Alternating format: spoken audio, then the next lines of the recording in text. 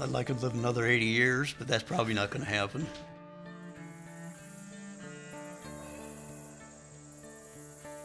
I'm proud of what I did, but life moves on and I'm moving on.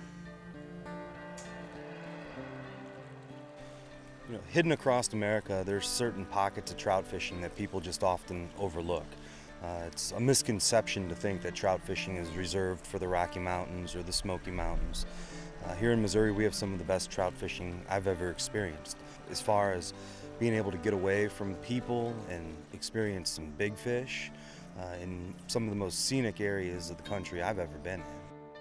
The reason we're here fishing today is because of the work Spence Turner did. Spence deserves a tip of the cap from every trout fisherman that passes through our state.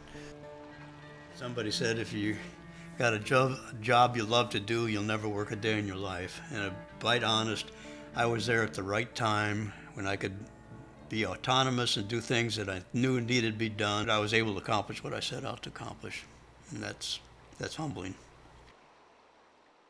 Spence is a great example of somebody leaving a legacy through the work they do while they're alive. We chase dollars too often in this life. We chase prideful achievements. But what Spence did was he bought into exactly what he believed in, what he knew he could do to make Missouri a better place for fishermen. And he worked that for his whole career. And now, for generations to come, that resource is going to exist, and we're going to be able to enjoy trout fishing in Missouri because of the work of one man.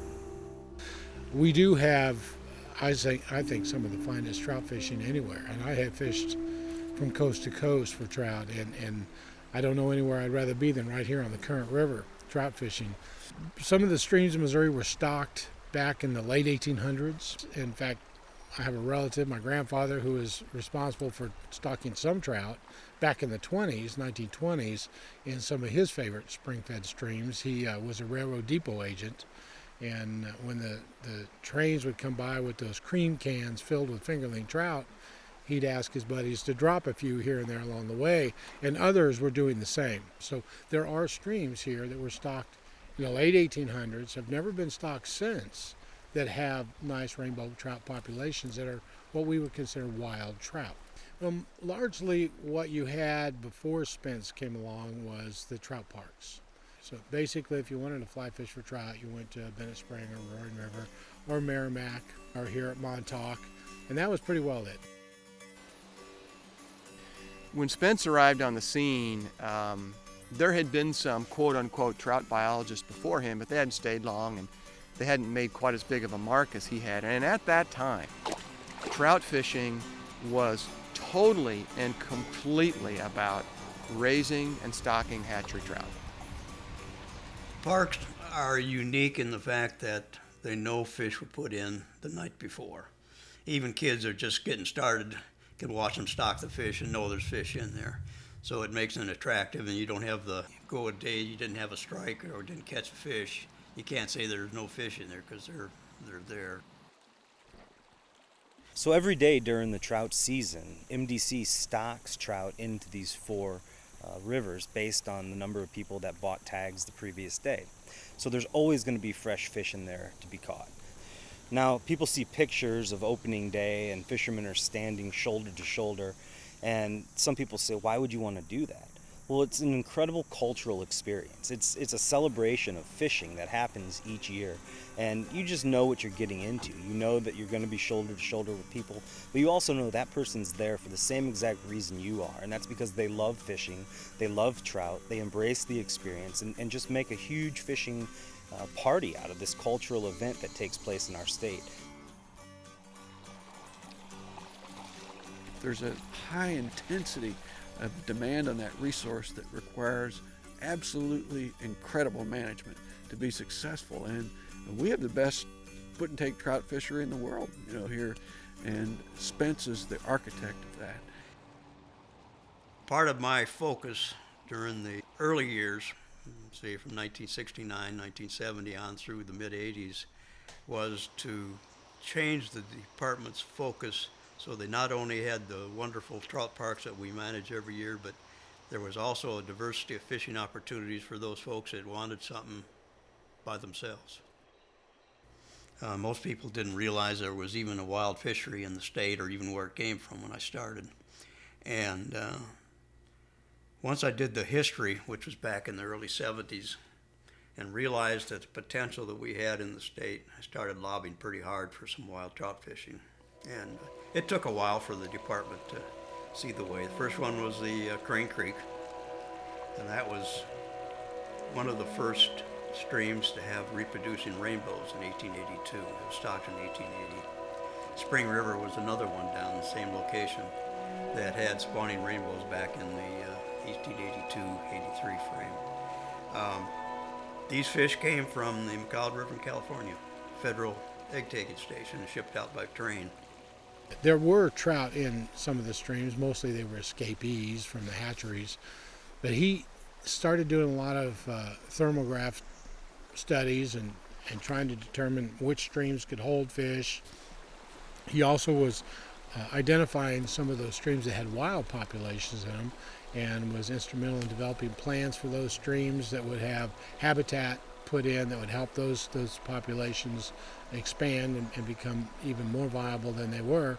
And again, just like being here on the Current River below the park, for the next 7 miles we have a managed trout area that basically didn't exist before that time.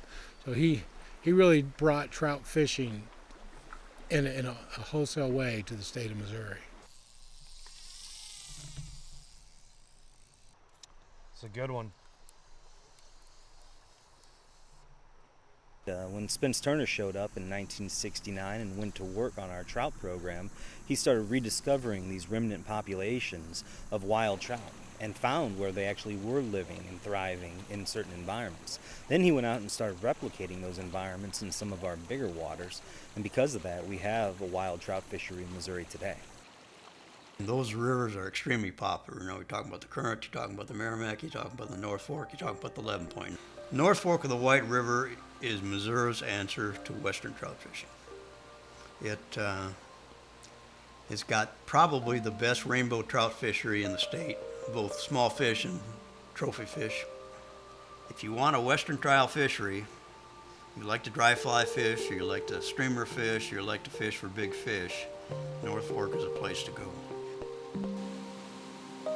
And then we had Taneycomo. Taneycomo was the largest fishery in the state, particularly with Shepherd of the Hills Hatchery. And I believed at that time, and still do, that the potential for a world record is actually in Taneycomo. Taneycomo is one of the great tailwaters in America. It's called Lake Taneycomo because it's sandwiched between two dams, but it looks and functions exactly like a 22-mile stretch of river. Spence was very instrumental in the creation of the trout fishery at Taneycomo. You know, these fish don't just happen. There's a science behind it. There's a ton of work that goes behind it, and Spence was really the maestro of all of that. At one time, a fish was found floating dead in Taneycomo that would have broke the world record, but it was 40 pounds plus, and to not think there's another one in the depths of Taneycomo like that, I think would be foolish. I agree with Spence in his assessment that there's likely a world record brown trout living in Taneycomo today. Probably the biggest job any biologist has, and most of them never realize it till they're been in for a long time, is communication. Oh, it's also worth mentioning about Spence that his ability as a communicator was something that was very much a part of him. He ended up being, in addition to being a kind of a giant in his scientific field, he was president of the Outdoor Writers Association of America, which is a very prestigious organization.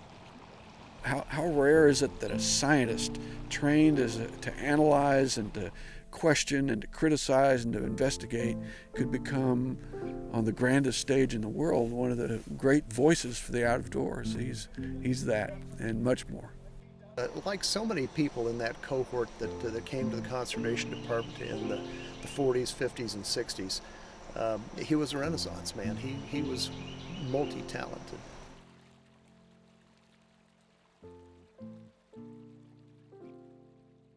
I've really not thought of it that way much. Like everything else, all of us are going to end our lifetime at some point in time, and unfortunately, I'm closer than I would like to realize that.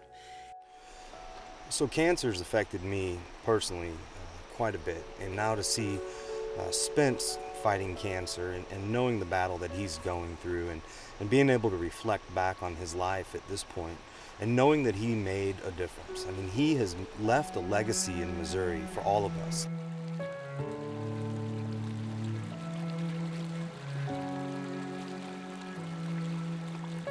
Current River, I'd love to do that.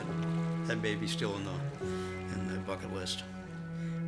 I've reached the point that I can't wait anymore. So if I go any place, I have to go someplace, a nice generous boat that I can cast out of and probably help me up the bank at the end of the trip.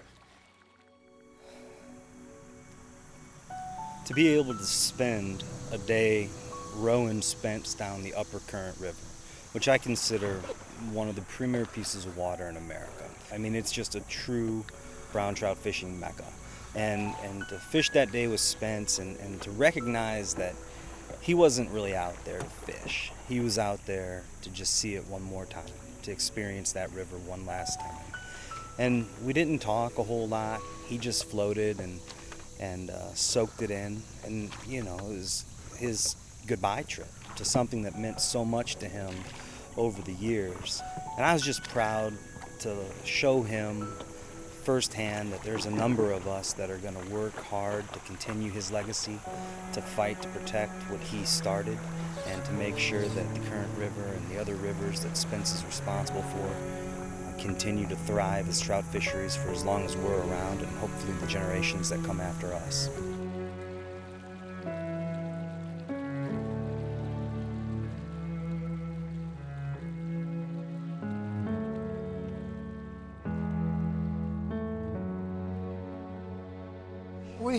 We have a multitude of opportunities and a lot of really high quality trout fishing. We owe all of that to Spence Turner.